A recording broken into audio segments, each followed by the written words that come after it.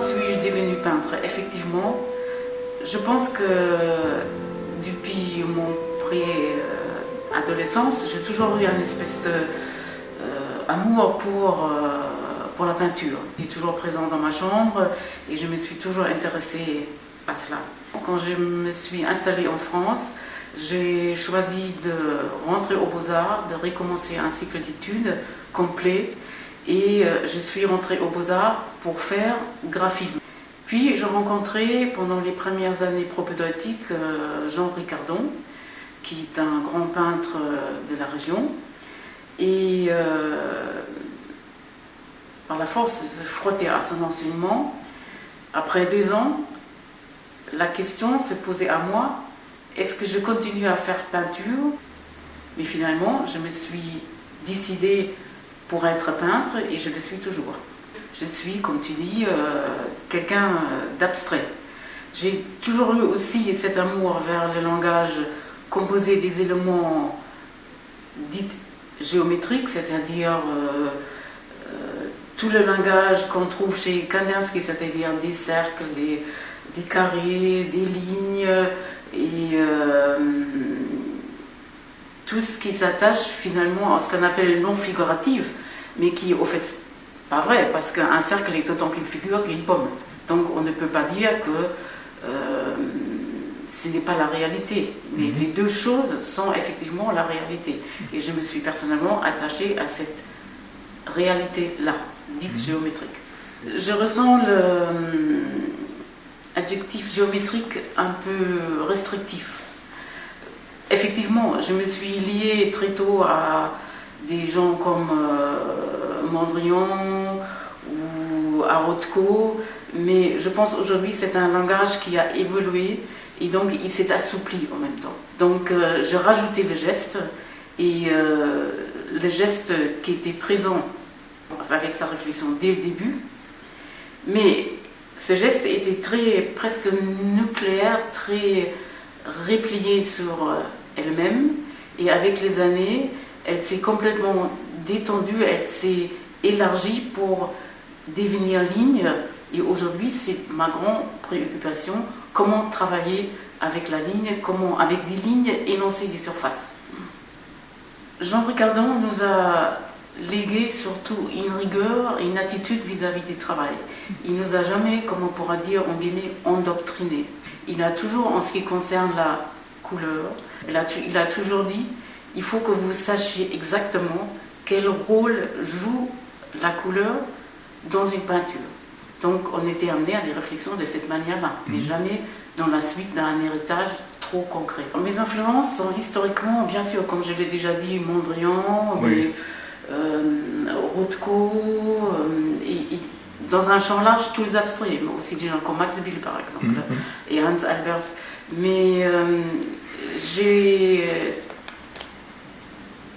toujours ressenti ça comme un héritage, quelque chose comme un don, un legs qu'on a reçu, mais qu'on va développer. Je suis à la fois liée au geste et puis à l'abstraction ou à la géométrie. Mais maintenant, appartenir à un courant concrètement, je ne pense pas.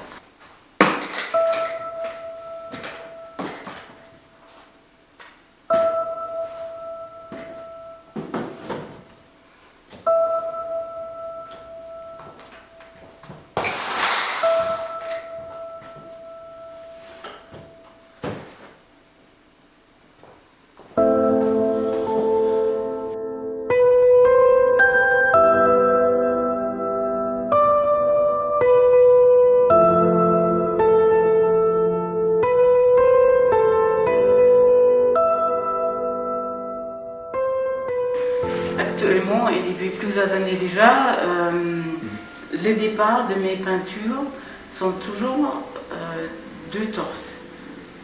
2 torses masculins, hommes et femmes, ou 2 torses féminins, peu importe. Mais je pars toujours de ce rythme-là. Et pour moi, ces dessins sont pour moi quelque chose qui donne un rythme. En ce qui concerne le motif du torse, j'ai depuis toujours dans mes papiers, effectivement, une très ancienne feuille de calendrier sur lequel on trouve à la fois un poème de Rilke et puis le torse qui est concerné par ce poème.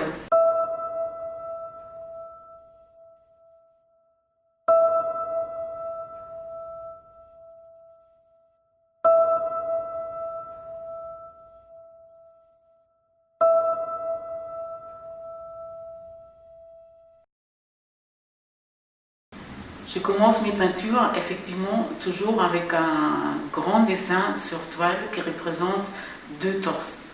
Ces croquis se trouvent dans le cahier et souvent il arrive que ces esquisses sont traduites immédiatement ou elles doivent attendre 2-3 ans. Ça peut arriver aussi. Mais après ces premiers dessins, je couvre ces torses tout de suite d'un clair-obscur assez rigoureux. Pour l'instant, il y a toujours des rythmes courts en haut et des plus longues en bas et qui sont verticales. Donc on a vertical et clair-obscur. Après, je bâtis mon canevas, c'est-à-dire j'introduis l'horizontale qui est toujours légèrement en courbe parce que je la veux toujours légèrement ascendante pour ne pas figer, d'avoir quelque chose de l'ordre d'une grille qui sera comme ça très faciale et très statique. Donc je m'attache aussi à ce mouvement, à cette légère élévation. Voilà, c'est ce qui importe. L'ascension laïque, comme je me plais à dire parfois. Je travaille ce canevas avec une matière très transparente, donc je travaille beaucoup les blancs. Le côté sombre est fixé déjà par le principe des verticales. À cela, je ne peux plus toucher. C'est-à-dire, il faut comprendre à chaque fois que j'interviens à nouveau, la couche qui se trouve en dessous n'est plus dans aucune manière retouchable. Je ne peux plus intervenir. Donc, c'est une condition avec laquelle je travaille à partir de là. Donc, une fois arrivé au canevas blanc, je le travaille, je extrais encore des formes en général carrées qui se superposent dans toute la hauteur, parfois un peu plus quadrilatère, un peu plus carré, tout ça c'est lisible à l'œil attentif. Et au point de vue matière, ce canevas doit avoir une consistance à être capable de supporter la dernière couleur. Donc elle va être à la fois légère et elle ne va pas être opaque, parce que si elle est trop opaque, elle se bouge, elle se fige. Et elle ne sera plus capable de porter avec du souffle cette dernière couche de couleur. Cette dernière couche de couleur qui est posée d'une manière définitive, et là aussi c'est quelque chose qui dans aucun cas je peux rectifier. Donc il faut qu'à chaque fois produire bien la masse nécessaire pour pouvoir bien travailler d'un seul coup. C'est comme une couche que je tire de haut en bas en général, et voilà.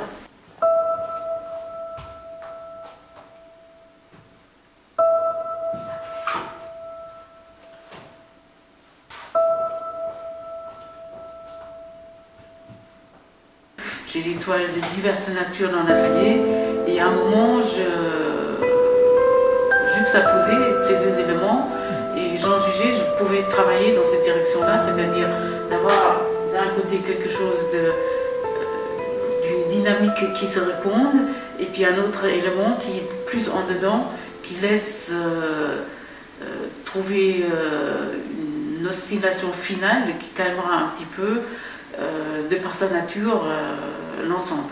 Comme la toile monochrome plus ténue dans sa proposition peut trouver une stimulation de tonicité dans son pendant.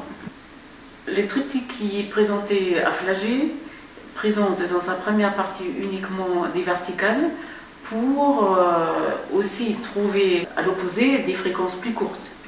Ils sont déjà depuis des années dans des cahiers d'esquisses. Mais c'est là pour la première fois qu'ils ont été réalisés sur toile. L'exposition à Flagey comporte bien 2 parties distinctes. Pour une partie mes peintures et puis les collages que j'ai réalisés spécialement pour cet événement de l'exposition et pour le lieu de Flagey. C'est à Berlin que j'ai découvert que Courbet travaillait à partir d'étoiles très sombres, c'est-à-dire un fond qui n'était pas blanc, mais uniformément d'une couleur un peu de goudron, donc un brun assez profond. Et à partir de cela, il peignait d'une façon à ce qu'il appelait, il mettait les lumières, c'est-à-dire il mettait les touches de couleur. Et lorsque j'ai lu cette description, je me suis sentie liée à Courbet, parce que je ne travaille pas comme Courbet, je ne suis pas Courbet, mais j'ai une manière qui n'est pas très loin de cette façon-là. L'année dernière, il y a eu une très belle exposition Courbet, la Fondation Bayala à Bâle. Dans cette exposition, j'ai été frappée par un tableau qui s'appelle Coup de vent à Fontainebleau. C'est un tableau commande et qui m'a étonnée parce qu'il comportait, pour mon interprétation personnelle, dans l'arrière-fond des paysages pratiquement de la Renaissance et dans l'avant-plan une modernité extraordinaire qui personnellement me menait jusqu'à Max Ernst et ses forêts magiques.